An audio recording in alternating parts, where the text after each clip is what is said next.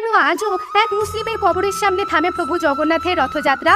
পুরীতে গ্র্যান্ড রোডের ডান দিকে প্রায় 200 মিটার এগিয়ে রয়েছে সালবেগ নামক এক মুসলিম ব্যক্তির সমাধি। জগন্নাথ দেবের রথযাত্রা চলাকালীন যখন রথ এখান থেকে যায় তখন রথ থামানো হয়। সালবেগ ছিলেন জগন্নাথ দেবের ভক্ত। তার পিতা ছিলেন মুসলিম কিন্তু মাতা ছিলেন হিন্দু। সালবেগ জগন্নাথ দেবকে খুব ভালোবাসতেন, কারণ একবার যখন তিনি প্রচন্ড আহত হয়েছিলেন তখন জগন্নাথ দেব ওনাকে সুস্থ করে দিয়েছিলেন।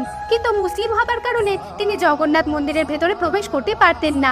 একবার রথযাত্রার সময় সালবেগ পুরীতে ছিলেন না আর জগন্নাথ দেব মন্দিরের বাইরে আসতে চলেছিলেন। তাই সালবেগ প্রাণের চিন্তা না করেই দিনরাত ছুটে পুরী পৌঁছলেন যাতে প্রভুর দর্শন পান। কিন্তু সালবেগের আসতে সময় লাগছিল, তাই জগন্নাথ দেব রথ রাস্তায় থামিয়ে দিলেন। অনেক চেষ্টা করার পরও রথ নিজের জায়গা থেকে এগোচ্ছিল না। কিন্তু সালবেগ যখনই রথের কাছে এসে জগন্নাথ দেবকে দেখলেন তখন রথ চলতে শুরু করলো।